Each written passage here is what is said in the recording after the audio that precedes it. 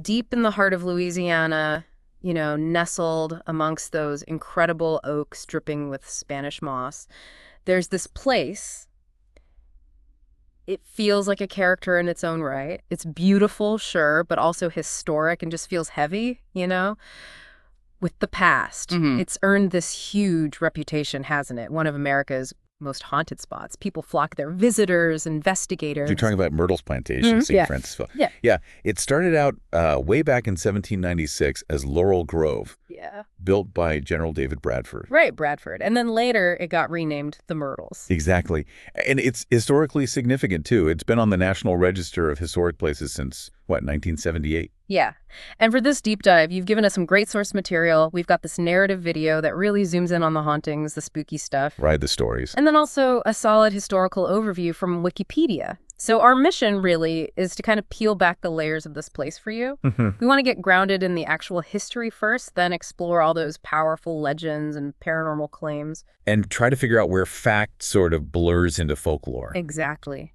And importantly, look at what a place like Myrtles, where you've got this intense history colliding with the supernatural.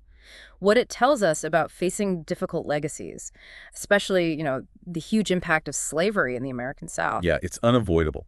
So Yeah. think of this as your curated tour, looking at how one place can hold just centuries of stories, both documented and whispered.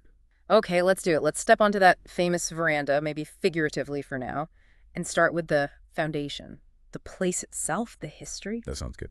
So the house itself is it's quite striking. It's that Creole cottage style. Okay, yeah, you see that a lot in Louisiana, right? Frame construction, clapboard siding. Precisely. And it faces east.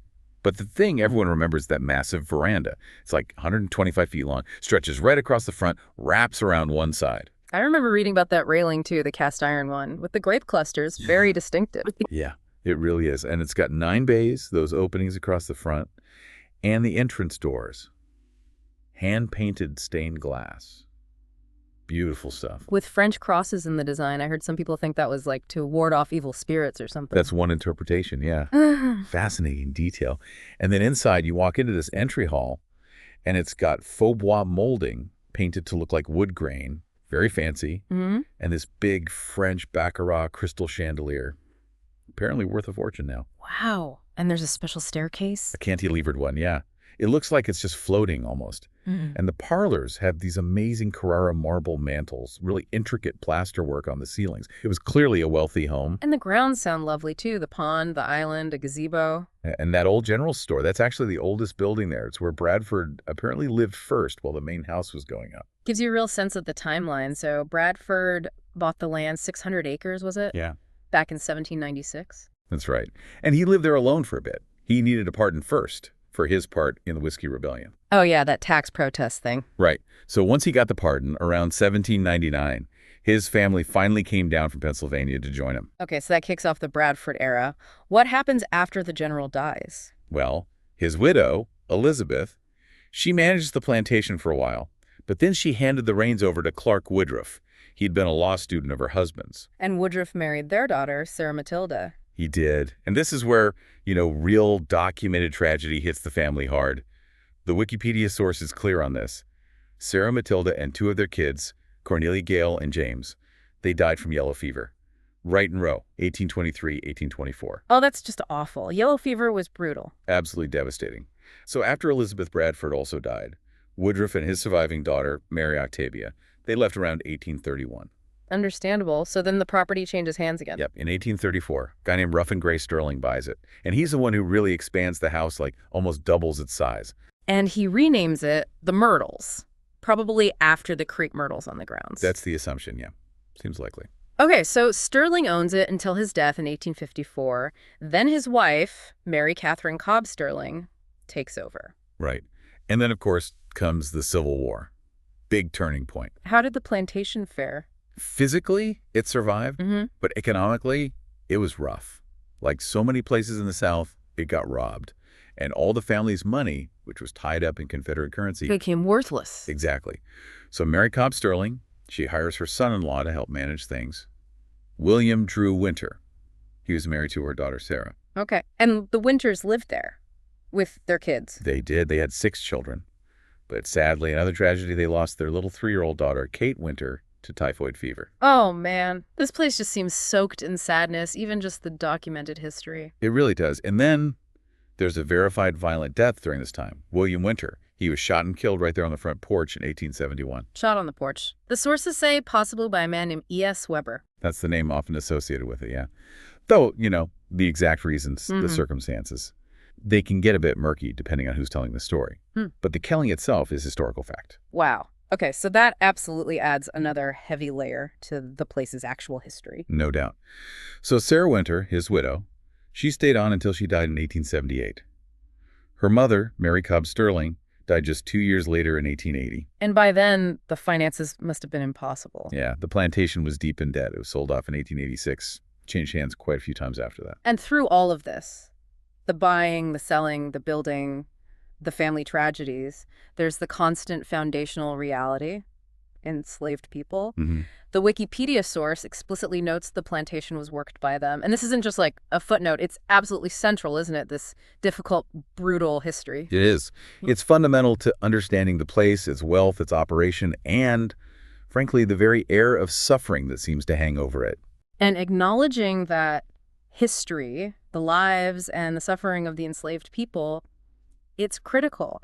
Even if historical records about individuals are often scarce, it sets a very somber stage. It really does. And this history, especially the documented tragedies, the violence, and that underlying trauma of slavery, it leads us directly into that second layer, doesn't it? The whispers, the legends, the paranormal claims that have made Myrtles Plantation so famous. Oh, absolutely famous now.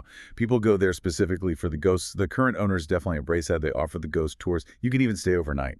Yeah, the sources mention it's been in tons of ghost guidebooks. And it got that big label, America's Most Haunted House, from the National Enquirer back in the 80s. That really cemented it in popular imagination, didn't it? It really did. And what's fascinating, I think, is how you can almost see the threads.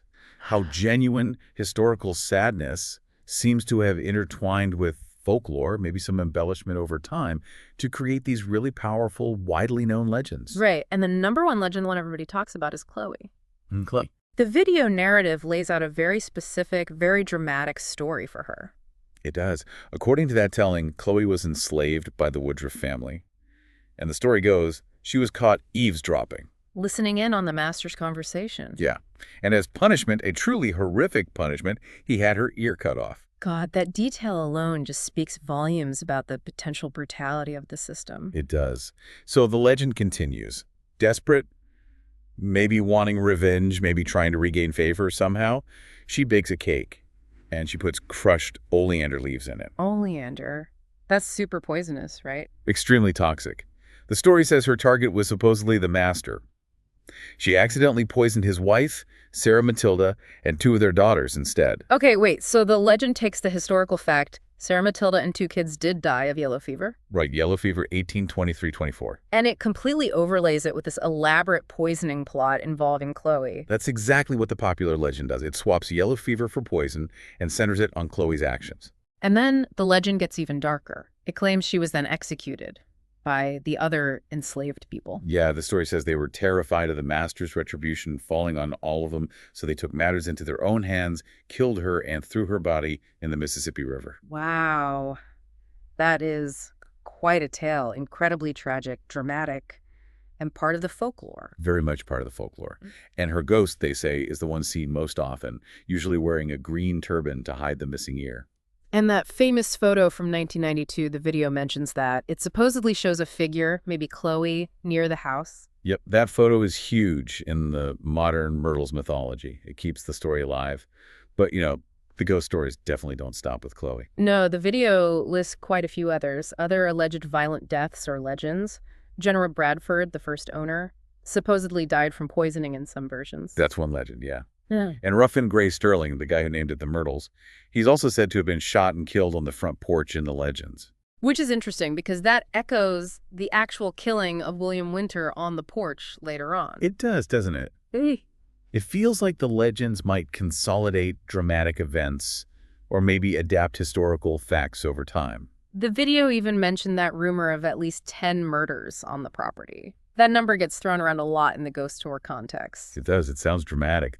10 murders, or sometimes people say 12 spirits. A high number definitely adds to the mystique. And then, tying back to the real history again, the story of the Woodruff children who died of yellow fever, that's also a big part of the haunting narrative. Their spirits are seen playing. Or heard. Yeah, reports of hearing children laughing or crying, seeing ghostly figures playing, especially around the house or on the veranda, forever linked to the place where they died so tragically. So visitors report just a whole range of weird stuff, according to the video. Oh yeah, the list is long and varied. Mm. Hearing a phantom piano playing is a common one, Mm. often like in the early morning hours, definitely. And like we said, the sounds and sights of children. Disembodied voices too. People report hearing whispers, groans, just unexplained noises. And what about objects moving? That's classic haunted house stuff. Exactly. People report chandeliers swinging when there's no draft, rocking chairs moving on their own, even beds supposedly shifting or vibrating. Whoa, okay. And phantom smells are reported too.